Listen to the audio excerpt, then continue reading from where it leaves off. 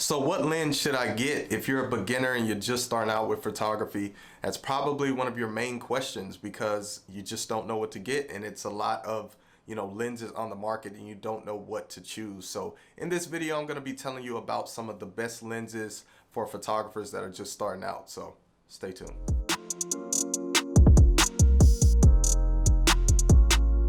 What's going on YouTube? A-Train bringing y'all another video. So if this is your first time on the channel, my name is A-Train. I'm a wedding and portrait photographer, and I make videos like this on the channel, and I also talk about the business side of photography. So if you're interested, consider subscribing.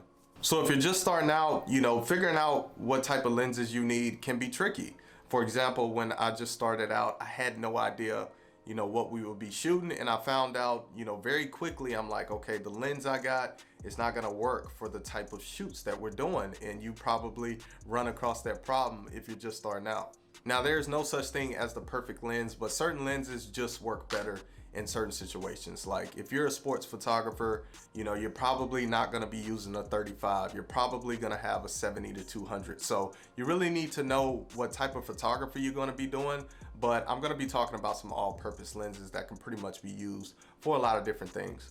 And if you want to check out any of the lenses that I talk about in this video, I'm going to have them linked below in the description. Now, I specifically shoot with Sony. I shoot with the Sony a7 III. So I'm really going to be talking about Sony lenses, but they have these lenses with other camera brands. So you could just, if I'm talking about a 35, you'd be able to find a 35 for Nikon or, whatever camera brand you have. And this is actually the first lens I want to talk about, and that's the 35. I think this is one of the best lenses you can start out with.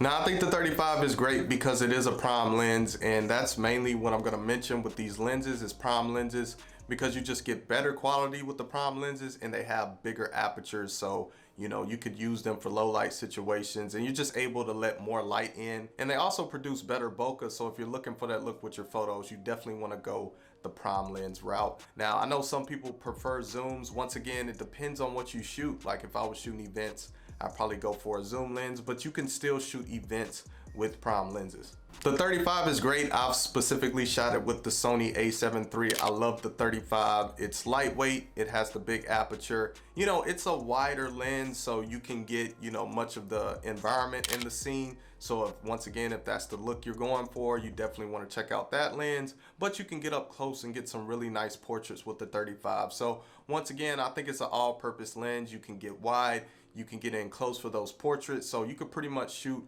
a lot of different types of photography with the 35. So next up, we got the 50mm 1.8, and this is a very popular lens amongst beginner photographers. And it is because it's pretty much like a mid-range lens. It punches in a little bit more than the 35. So if you want to get a little bit closer than the 35 focal length, go ahead and get a 50. And I feel like it's the perfect mid-range lens, and you can pretty much cover anything. You can get those beautiful portraits, with the nice bokeh because of the 1.8 aperture, but you could also shoot wide too. Don't think, with these on the wider end of these focal lengths that you can't get nice portraits, because you still can, like I said, with 35 and also, the 50. The 50mm are usually pretty cheap also. I know the one for Sony is pretty cheap compared to some of those other lenses. So, if you're just starting out, you don't have a lot of money, I think the 50mm is probably the safest route to go. The 50 or the 35. 35 is kind of pricey. I'm not sure with other camera brands, but you can't go wrong with a 50. You could shoot everything with a 50mm and just cover, it's the perfect mid-range lens to cover everything.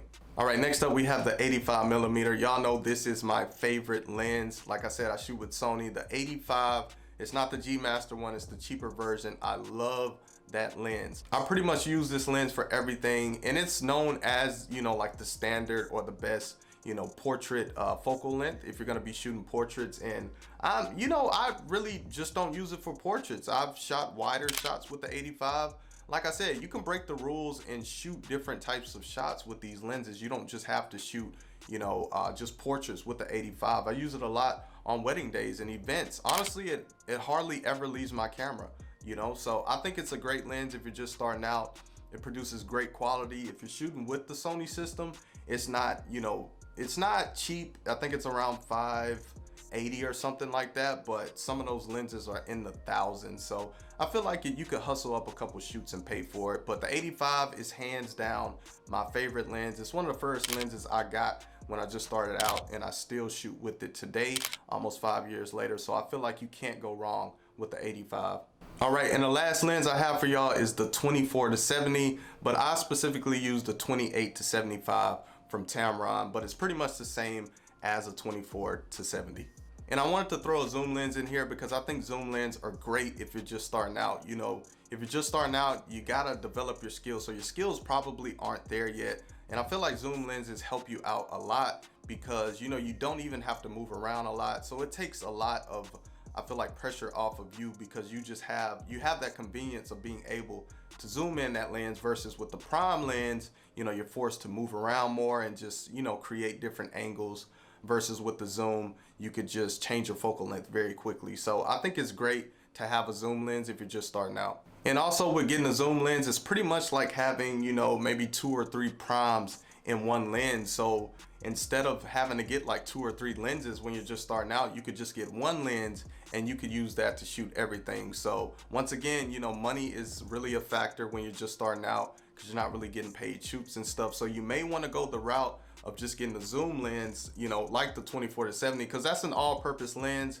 that can cover multiple focal lengths, and you could shoot pretty much anything with that type of lens. You could go wide, you can punch in kind of mid-range, and then you could get up super close with kind of getting that view of like an 85 with the zoom lens. So I feel like you can't go wrong with a zoom lens. Something to keep in mind with the zoom lens though is they do have a smaller aperture than prime lenses. So with all the 3 lenses I named before this, prime lenses usually have that 1.8, that 1.4, that big aperture. But with the zoom lens, you're usually getting a smaller aperture like a 2.8. I don't think it's a huge difference, but depending on what type of camera you have and if it can handle, you know, raising that ISO up a lot and stuff like that, you may want to consider just getting a prime lens. Once again, it depends on what you're going to shoot, but that's just something to keep in mind. It is a smaller aperture, so you're not going to be able to let, you know, as much light in as if you were shooting with a prime lens. So keep that in mind.